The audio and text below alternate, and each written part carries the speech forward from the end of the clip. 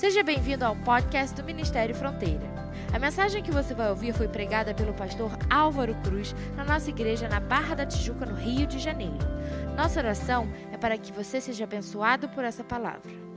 Esse é o tema da nossa mensagem de hoje. Deus é pai, mas é mãe também. E eu vou ler com vocês Isaías 66, versículos 12 e 13.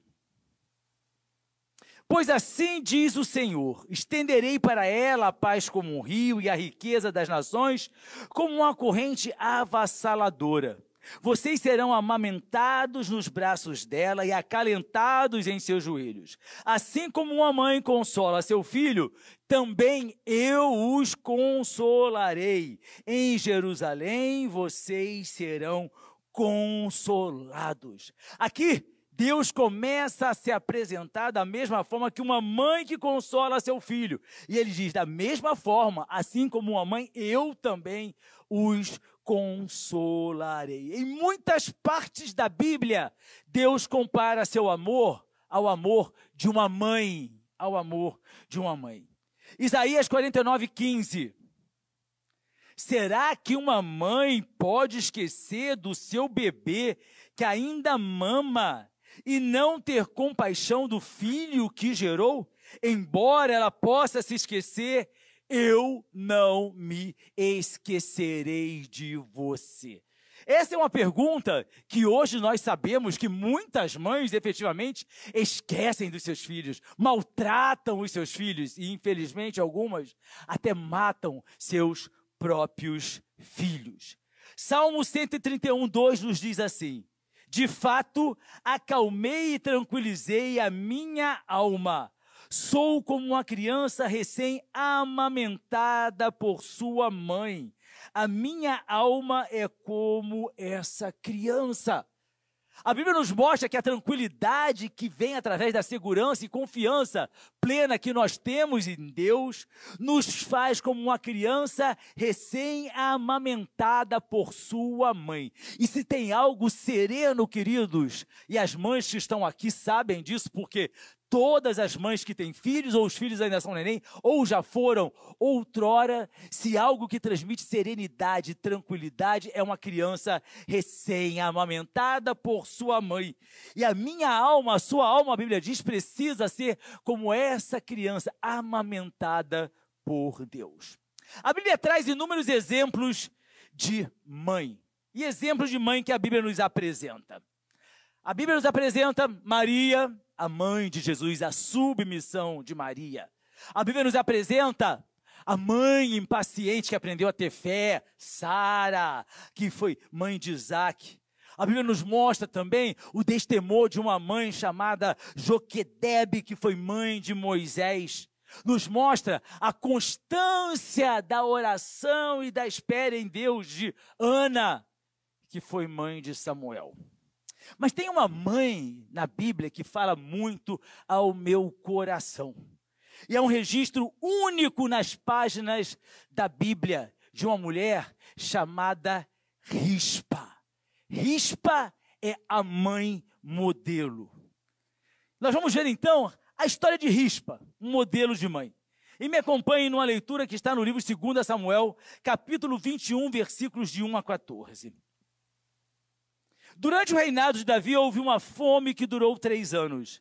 Davi consultou o Senhor e lhe disse: a fome veio por causa de Saul e de sua família sanguinária, por terem matado os gibeonitas. O rei então mandou chamar os gibeonitas e falou com eles. Os gibeonitas não eram de origem israelita, mas remanescente dos amorreus. Os israelitas tinham feito com eles um acordo sob juramento, mas Saul, em seu zelo por Israel e Judá, havia tentado exterminá-los. Davi perguntou aos gibeonitas: que posso fazer por vocês? Como posso reparar o que foi feito para que abençoem a herança do Senhor? Os gibeonitas responderam: não exigimos de Saul ou de sua família prata ou ouro, nem queremos matar ninguém em Israel.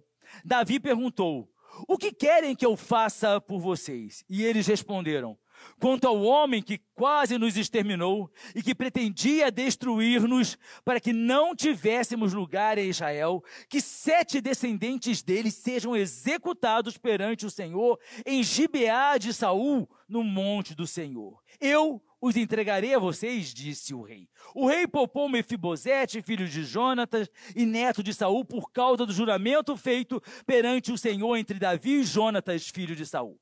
Mas o rei mandou buscar Moni e Mefibosete, os 2 filhos que Rispa, filha de Aiá, tinha dado a Saul. Com eles, também os 5 filhos que Merabe, filha de Saul, tinha dado a Adriel, filho de Barzilai de Meolá.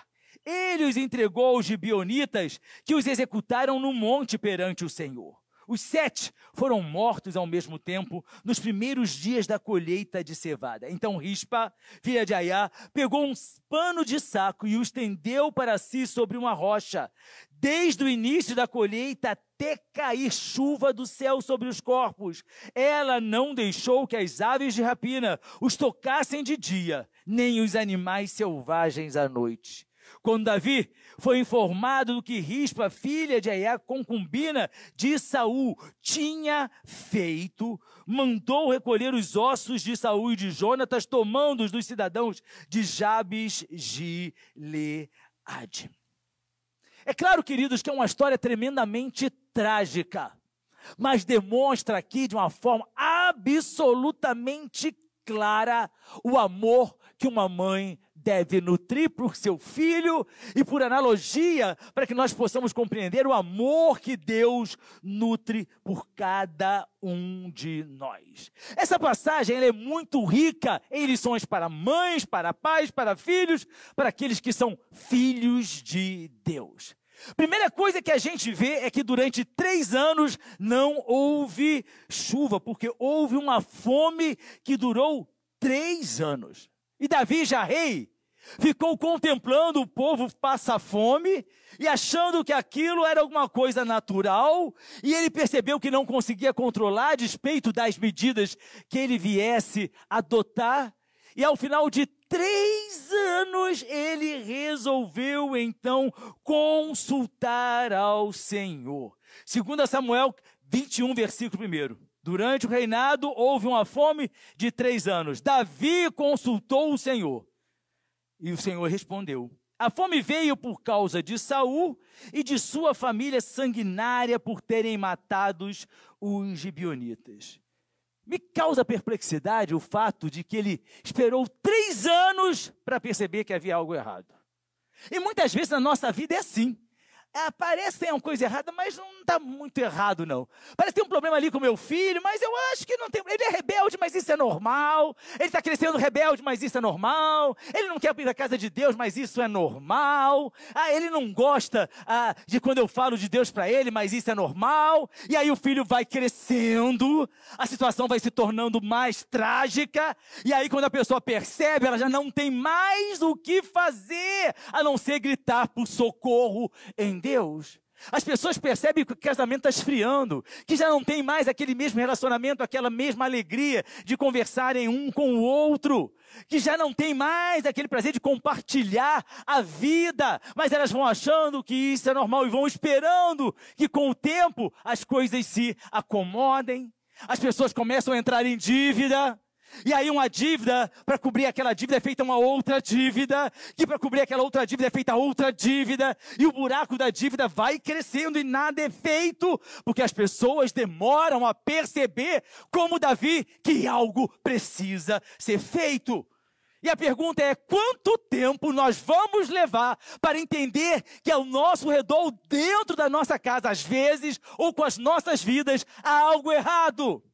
Por que que nós fingimos não entender a situação? Por que que nós fingimos não ver o problema? Por que que nós nos recusamos, como Davi, a encarar as situações? Deus quer que nós nos defrontemos com as nossas responsabilidades, sejam dentro de casa, sejam conosco mesmo, sejam perante a igreja. Há pessoas que protelam a ida ao médico. Eu estou doente, mas é uma dorzinha normal. Homem, então, só bota o pé no médico quando está morrendo. E aí depois morre mesmo. Por algo que poderia ter sido até atenuado ou mesmo curado pela medicina. Nós postergamos, nós protelamos como Davi faz. Quanto tempo nós vamos levar para reagir? Você vai reagir. Quanto tempo você vai levar para reagir pelo seu casamento, para fazer algo, para salvar o seu relacionamento? Quanto tempo você vai levar para reagir, para trazer o seu filho para Deus? Queridos, não adianta o seu filho ter título de doutor, pós-doutorado, ter estudado em Harvard, falar de 17 idiomas, ter muito dinheiro, se ele não tem Jesus na sua vida. O que de mais importante nós podemos dar para os nossos filhos é instruí-los no caminho do Senhor, para que eles alcancem a salvação. Nós estamos muito preocupados com a escola que os nossos filhos estudam, mas não estamos preocupados com as pessoas que estão dentro dessa escola aonde os nossos filhos estudam. Nós estamos muito preocupados em colocar nossos filhos morando nos melhores condomínios, mas não estamos preocupados com as amizades que ele vai fazer neste belíssimo condomínio. Nós estamos muito preocupados em catapultar a vida profissional dos nossos filhos, mas estamos cegos para a vida espiritual.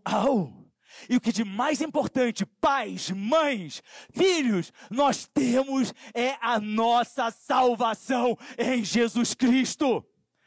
Nestes tempos de Covid, quando mais de 3 milhões de vidas já foram ceifadas, a gente tem visto rico, pobre, famoso, desconhecido, idoso, jovem, gordo, sarado, bonito, feio, tudo sendo objeto, infelizmente, de morte trágica pela Covid-19. E a gente vai entender, queridos, que o que nós precisamos estar prontos é para que nós nos apresentemos a Deus da forma em que a Bíblia estabelece para o nosso ingresso na eternidade. Não é qualquer caminho que leva ao céu. O nosso caminho para a eternidade se chama Jesus Cristo, o único caminho. Não há mais ninguém que possa nos levar aos céus. Por isso eu sou o caminho. Você tem uma preocupação pelo seu filho? Instrua no caminho que ele deve andar. Você tem amor pelo seu filho? Traga-o para aquele que é o verdadeiro amor. Deus por intermédio de Jesus Cristo. Porque a Bíblia diz: buscai primeiro o reino de Deus e a sua justiça. As demais coisas serão acrescentadas. 3 anos aquele homem esperou. E aí a resposta de Deus foi objetiva. A fome veio porque Saul e a sua família sanguinária. Gente, que coisa tremenda é essa? O Senhor Deus apontou não só Saul, como a família dele, uma família desestruturada. Uma família caótica, a ponto de Deus chamar aquela família de sanguinária. Diz mais, por terem matado os gibeonitas. Quebrar aliança com Deus tem consequências. E isso a gente precisa entender. Quebrar a aliança com Deus tem consequências. Eu quebrou a sua aliança no seu matrimônio? Também tem consequências. A gente está vendo agora o Bill e a Melinda Gates se separando. Ela vai ser catapultada a uma das pessoas mais ricas do mundo, porque a fortuna de 100 e tantos bilhões de dólares vai ser dividida. Tem consequências. A gente vem na presença de Deus, se casa na presença de Deus, promete ser fiel até a morte, promete honrar, amar, cuidar, e aí a gente quebra a aliança que foi feita não só com um homem ou com uma mulher, mas feita diante de Deus. Tem consequências, e a consequência não é só um casamento quebrado, não. São vidas arruinadas porque fizeram um pacto diante de Deus e não cumpriram. E foi isso que aconteceu aqui. Houve um pacto com os gibeonitas, feitos por um homem chamado Josué, 500 anos antes dessa situação acontecer. Deus havia determinado para Josué, na sua guerra, para tomar a terra prometida, que ele exterminasse todos os povos. Mas os gibeonitas, muito espertamente, bolaram um estratagema. Nós vamos nos passar por pessoas que vieram de longe, prepararam embaixadores, botaram roupas rotas neles, sandálias gastas pelo tempo e até pão embolorado. E aí foram até a presença de Josué. Quando chegaram na presença de Josué, eles disseram assim: nós somos de um povo muito distante. Vocês são de um povo próximo aqui. Não, nós somos de muito distante. Olha a nossa roupa como está gasta. Estava novinha quando a gente saiu de lá. Olha a nossa sandália como está gasta. Estava perfeita quando nós saímos de lá. Olha o nosso pão, como é que está embolorado. Ele é pão fresco quando nós saímos de lá. Viemos de muito distante para fazer um pacto de paz com vocês. E aí Josué, infelizmente, presta atenção, um homem tão firme na palavra de Deus, não consultou a Deus. Tomou decisão própria. Você está tomando decisão própria? Arque com as consequências. E as consequências são sérias. Você está fazendo aquilo que Deus falou para você não fazer. Você sabe que está junto com a pessoa errada. Tem consequências. E essas consequências são sérias. Mesmo? Josué, um grande homem de Deus, não consultou. E aí fez um pacto com os gibeonitas. Um pacto de paz. Presta atenção. Aquele povo era inimigo de Deus. Mas a partir do momento em que Josué e os líderes fizeram pacto com eles diante de Deus, pacto feito diante de Deus é inquebrável. É inquebrável, queridos. E aí eles romperam aquela aliança.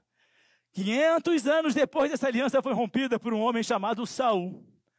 Um louco, um rei de Israel, que nós conhecemos, que perseguia Davi. E aí, usando o zelo, presta atenção, as intenções não justificam as ações não, queridos. Mas ele estava cheio de boas intenções. Deus sabe que a minha intenção foi a melhor. A Bíblia diz que Saul, consumido pelo seu zelo por Judá e Israel, começou então a matar os gibeonitas. O pacto que foi feito com os gibeonitas é que eles iriam conviver perfeitamente, pacificamente no meio de Israel, seriam lenhadores do templo, seriam carregadores de água, não tinham nenhuma função nobre. Mas Saul, enlouquecido, 500 anos depois do pacto, decidiu exterminá-los e quase que conseguiu exterminar a todos. Mas uma coisa, queridos, eu quero dizer para mim e para você, nós quebramos a nossa aliança com Deus. Deus nunca quebra a aliança dele conosco. Não significa que mesmo quando eu quebre a aliança, você vai continuar sendo abençoado. Não, não é isso que eu estou dizendo, não. A aliança é feita entre duas partes. E a Bíblia fala, Antigo Testamento, Antiga Aliança. Novo Testamento, Nova Aliança. Pacto. Pacto. Esse pacto jamais vai ser rompido por Deus. Nós é quem rompemos. Nós é que decidimos quebrar. A Bíblia nos mostra isso. Êxodo 19, 5. Agora, se me obedecerem fielmente e guardarem a minha aliança, vocês serão o meu tesouro pessoal dentre todas as nações, se guardarem a minha aliança. A bênção é condicional. Quando nós guardamos a aliança, nós somos abençoados. Isaías 54, 10. Embora os montes sejam sacudidos e as colinas sejam removidas, ainda assim a minha fidelidade para com você não será abalada, nem a minha aliança de paz será removida, diz o Senhor que tem compaixão de você. Então, queridos, olha para a Bíblia e por misericórdia, não permita ser enganado pela aparência. As pessoas são enganadas pela aparência do sucesso. As pessoas são enganadas pela aparência da prosperidade. Os gibeonitas fingiram ser o que eles não eram. E o grave que eu já disse é que eles não consultaram o povo de Israel. Josué não consultaram o Senhor. Josué 9, 14 e 15. Os israelitas examinaram as provisões dos heveus, não consultaram o Senhor. Josué fez um acordo de paz com eles. Uau! Garantindo-lhe poupar-lhes a vida. E os líderes da comunidade o ratificaram com juramento. Então, querido, não estranha? As pessoas às vezes aqui ficam perplexas. Pastor, estou trazendo uma situação assim assada. Você decidiu, querido, o problema é seu. Eu não abençoo. Eu não vou compactuar com decisões que são tomadas sem que Deus seja consultado. Já tem sim, ora por isso, querido, você decidiu isso? Você consultou a Deus? Não. Então eu não vou estar orando não, você já decidiu. Você já escolheu o caminho. Uma coisa é consultar a Deus. Ora para eu saber se é vontade do Senhor. Outra coisa é eu já tomei a decisão, agora eu quero a bênção. Não tem. É isso que Deus está mostrando. Não consultou a Deus, não buscou a Deus. Deus não vai ratificar a nossa vontade pessoal. Não vai. Você vai orar, você vai jejuar, você vai cantar, mas ele não vai compactuar com aquilo que não foi feito de acordo com a sua vontade. Então, não deixe de consultar a Deus todos os dias da sua vida. Eu não dou um passo sem consultar. Acredite, não dou mesmo. Eu não compro, eu não vendo, eu não contrato, eu não desfaço. Eu busco a Deus, qual é a tua vontade, Senhor? Me mostra o que é que o Senhor quer que eu faça. É para a direita, é para a esquerda, é sim, é não. E quando o Senhor me direciona, mesmo quando vai de encontro à minha vontade, eu faço aquilo que é a vontade de Deus, porque eu quero a bênção de Deus sobre a minha vida. Não busque resposta para os seus problemas em quem está no mundo. Olha que absurdo. Davi consultou a Deus para saber o que estava acontecendo. Aí Deus diz, a culpa é de Saul, que matou os gibeonitas. Aí o que é que Davi faz? Ao invés de perguntar para Deus, o que é que eu faço? Ele chama os gibeonitas. Esses homens de Deus às vezes me deixam perplexos. Vamos ler? 2 Samuel 21:3. Davi não perguntou a Deus, Davi perguntou aos gibeonitas. O que posso fazer por vocês? Como posso reparar o que foi feito para que vocês abençoem? Como é que um povo ímpio ia abençoar Israel? Como é que você acha que as pessoas que estão pecando contra Deus vão trazer bênção? Acorda, queridos. E a gente faz isso, porque a gente quer coadunar com o mundo, com os ímpios. E a Bíblia é clara, ímpio é aquele que não está em Deus verdadeiramente. Não é aquele que diz que tem Deus. Não é aquele que fala que tem Deus no coração. É quem vive de acordo com a palavra de Deus. E se a gente se junta aos ímpios, nós vamos nos tornando iguais a ele. Olha o absurdo de Davi, perguntar para o ímpio, como é que você vai me abençoar? Que tipo de bênção aquele povo teria para dar a Saul? A Davi, a Saul nem tinha mesmo que Saul os matou. Queridos, Davi desceu da sua condição de rei para negociar com os gibeonitas. Não desça da sua posição de filho do rei, da sua posição de servo de Deus, para negociar com o mundo. Não faça isso, não abra mão de nada que Deus lhe deu. Não abra mão da sua vida, dos seus sonhos, da sua casa, da sua família, do seu casamento. Aí eu vou ver com você os erros de um homem de Deus, Davi.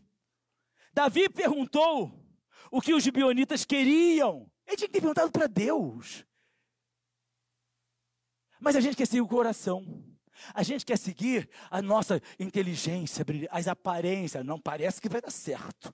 Tem tudo para dar certo. Aquilo ali tem tudo. Aparência. Aquilo que eu não conheço, Deus conhece. Davi ouviu o pedido de um povo ímpio. Vejam bem, queridos, um rei de Israel pergunta a eles, o que vocês querem que eu faça? A resposta está lá, 2 Samuel 21, versículos 5 e 6. Eles responderam, quanto ao homem que quase nos exterminou e que pretendia destruir-nos, para que não tivéssemos lugar em Israel, que 7 descendentes dele sejam executados perante o Senhor. Presta atenção.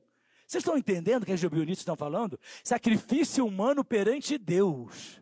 7 pessoas para serem sacrificadas diante do Senhor, em Gibeá de Saul, no monte do Senhor. E a resposta de Davi foi imediata.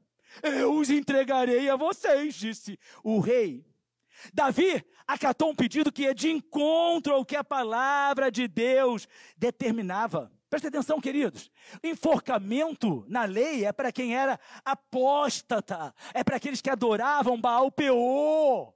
Não para vingar aquela culpa de sangue da família de Saul. Davi ignorou a lei, ignorou a palavra. Não ignore a palavra de Deus.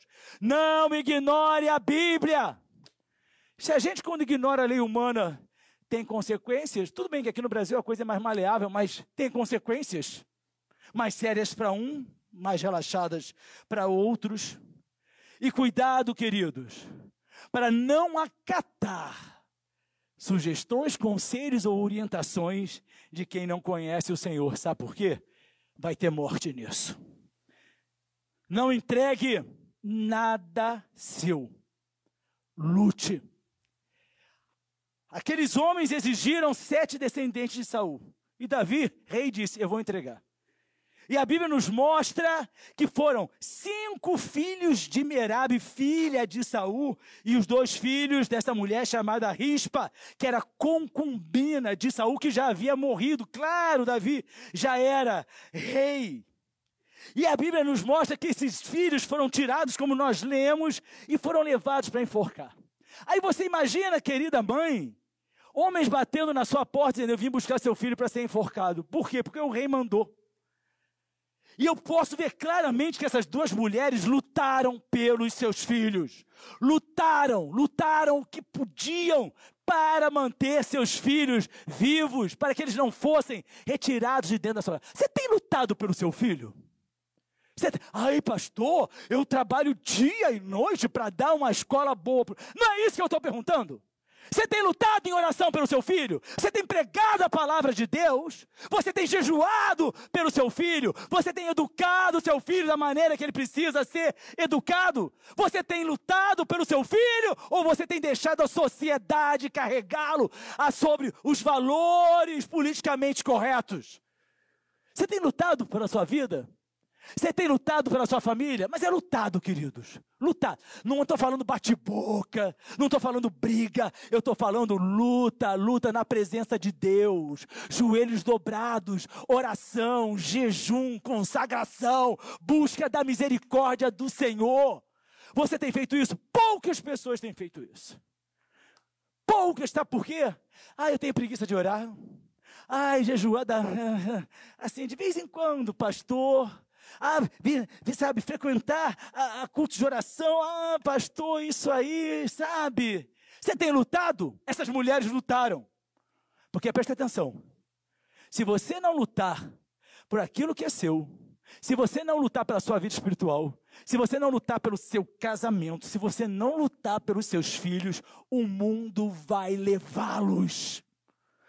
Todos nós conhecemos filhos de pessoas evangélicas que foram para o mundo, foram para as drogas, se desviaram do caminho do Senhor. Mas aí as pessoas dizem assim, não, mas é que quando cresce, tem a decisão pessoal. De fato tem a decisão pessoal. Mas a Bíblia também diz assim, instrui a criança no caminho que deve andar, porque quando for mais velho, não vai se desviar dele.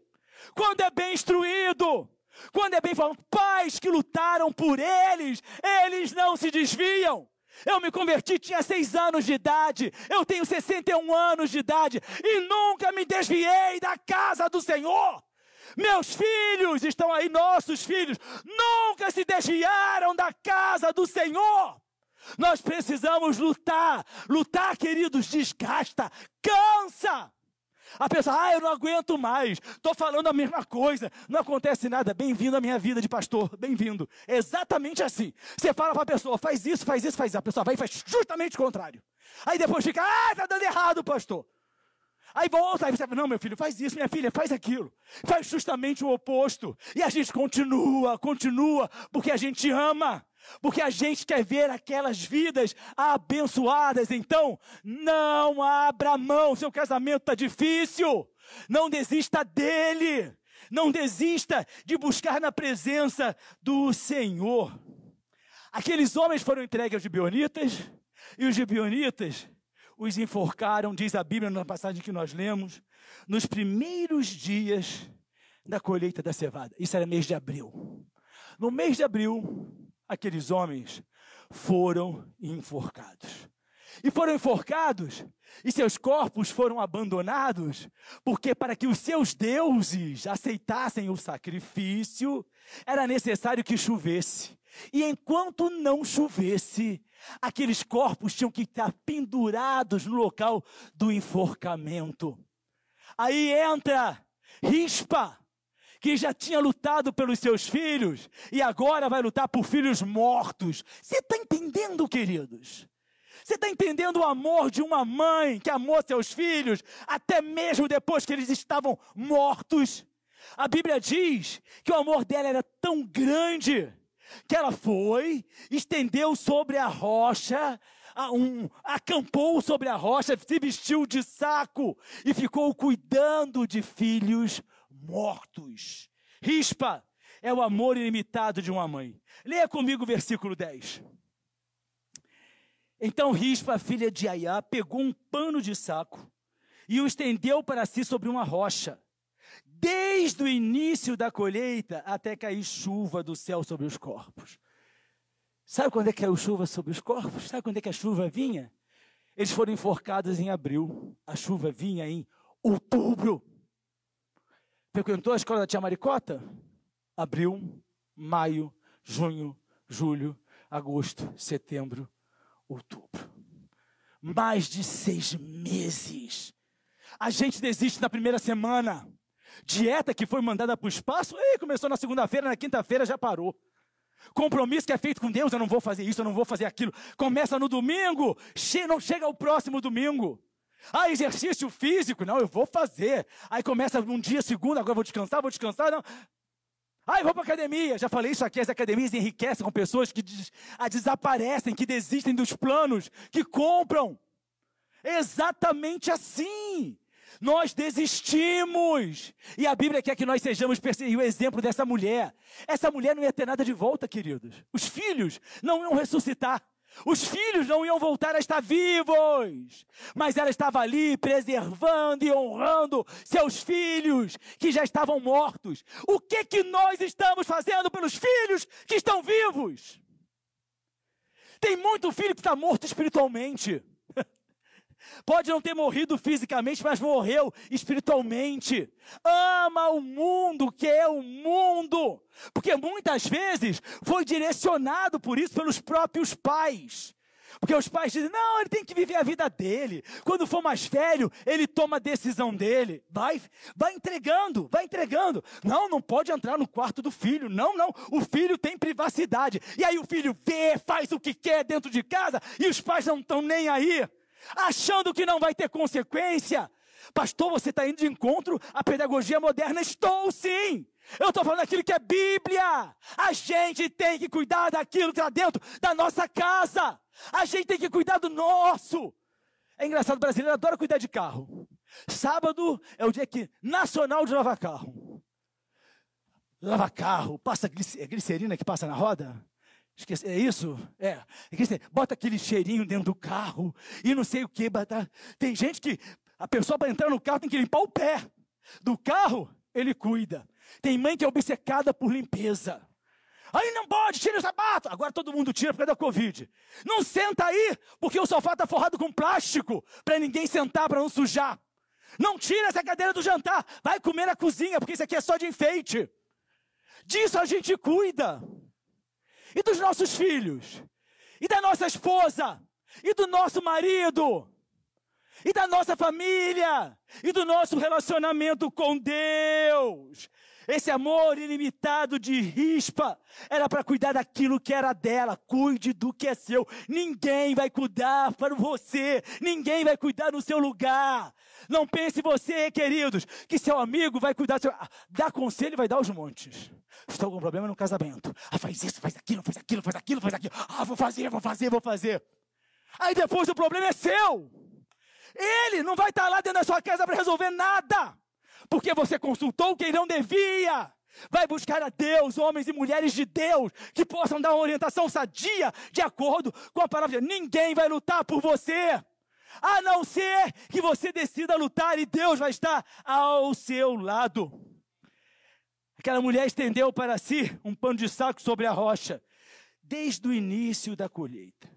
Esse pano de saco, queridos, era um tecido grosso, feito com pele de cabra, que os judeus colocavam. Os judeus vestiam esse chamado pano de saco em alguns momentos, por exemplo, momento de arrependimento, que era o techuvá, em momento de luto, que era o avelut, ou em momento de bacaxá, que era a aflição. Inclusive em Israel, quem esteve lá sabe, quando o judeu pede esmola, ele grita bacaxá, bacaxá, ou seja, aflição, aflição. E aí o outro judeu vê ele gritando, vai lá e dá esmola. Não tem judeu que não dê esmola a outro judeu quando ele grita bacaxá. É a irmandade, a compreensão da aflição que existe na vida de uma pessoa. E nesses momentos eles vestiam pano de saco. Não se iluda, queridos. Em muitos momentos da vida, eu e você vamos ter que vestir pano de saco.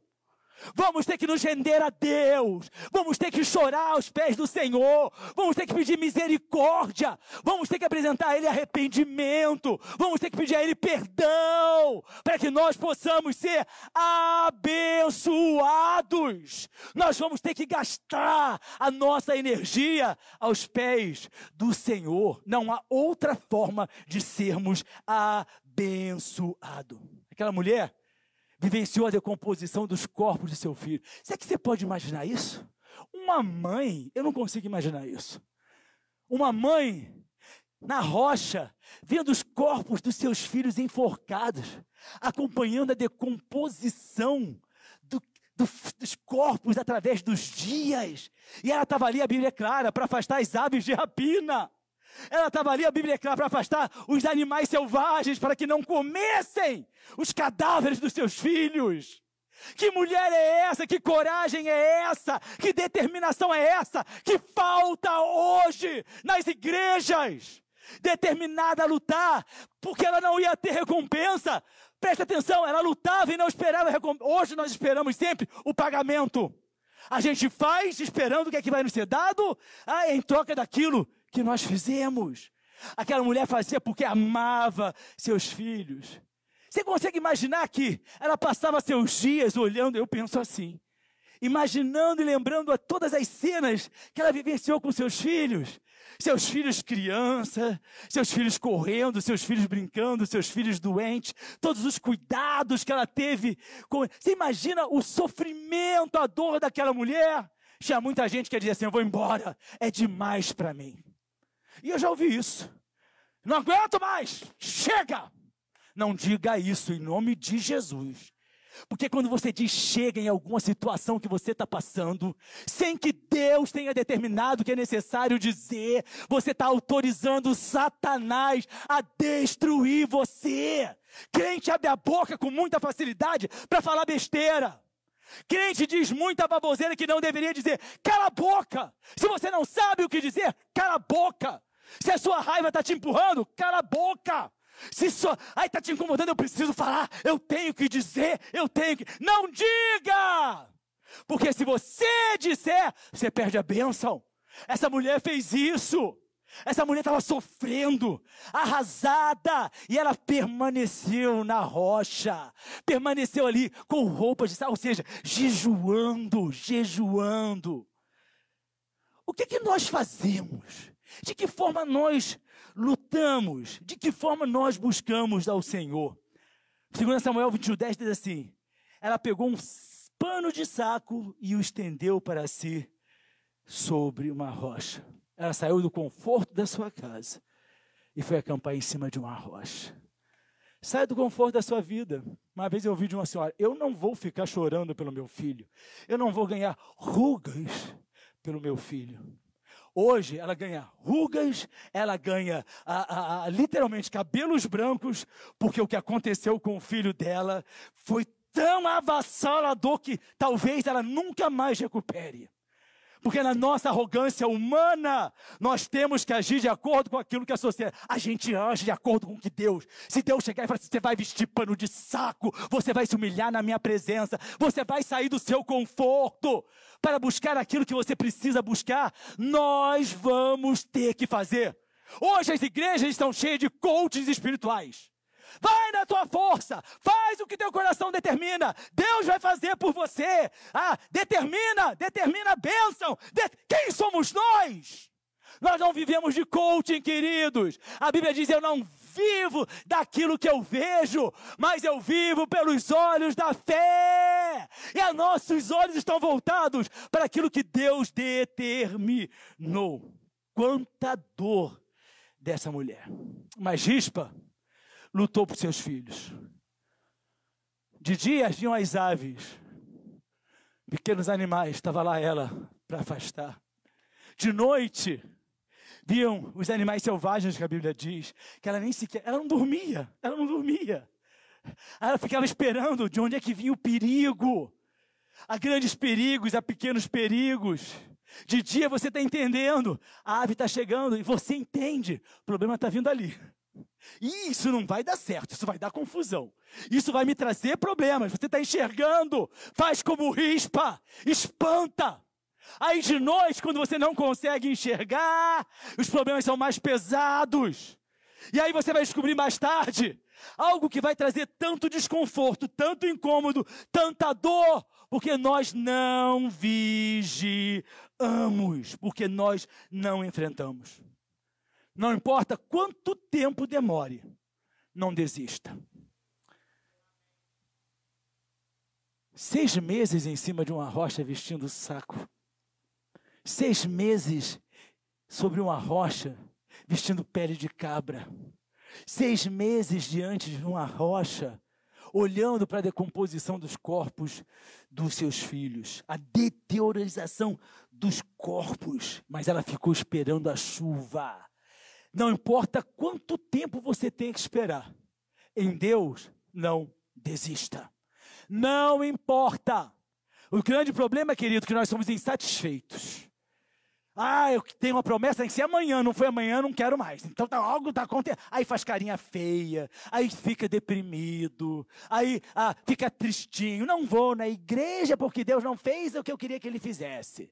Não quero mais orar, porque não adiantou nada orar. Nós crentes somos muito infantis, é por isso que a Bíblia diz que Deus é mãe. Porque só sendo mãe para lidar com pessoas tão infantilizadas. Hoje eu vou na igreja. Não, agora eu não vou não, porque eu estou cansado. Também não vou não, porque não sei o quê. Daqui a um mês eu volto. Nós somos infantis demais, queridos. E Deus espera de nós uma maturidade. Mas Deus honrou a determinação de Rispa. A Bíblia diz que quando a chuva veio, Davi tomou conhecimento do que ela tinha feito, mandou pegar os ossos dos filhos que tinham sido enforcados, juntou-os à ossada de Saul e de Jonatas, da família real, e mandou que aqueles homens enforcados tivessem um enterro real. Eles saíram da forca por um sepultamento real. Aquela mulher saiu do pano de saco para vestir vestimentas reais, porque Deus honra a nossa determinação, Deus honra a nossa espera, Deus honra a nossa fé, Deus honra a nossa esperança nele, Deus nos honra. Mas para terminar, Rispa foi um exemplo de mãe. A mãe que serve verdadeiramente a Cristo. E antes que você diga, eu sou grato a Deus porque creio que todas vocês sejam. Mas é aquela, preste atenção, querido. A mãe que verdadeiramente serve a Cristo é aquela que ora, intercede pelos filhos com fervor, acompanha-os com amor, orienta-os com sabedoria, mas disciplina-os com firmeza.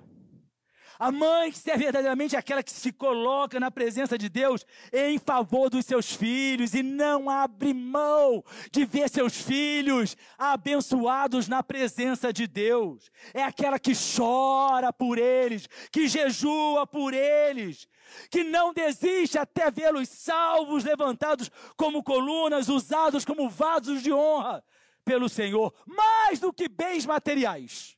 Mais do que sucesso profissional, de conquista de títulos e honras deste mundo, as famílias precisam de mães que não abandonem as trincheiras, a trincheira da oração por seus filhos.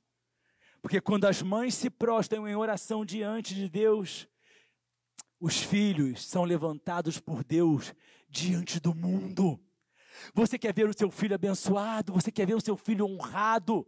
Você quer ver o seu neto na presença de Deus? Levante-se, se coloque como coluna diante do Senhor.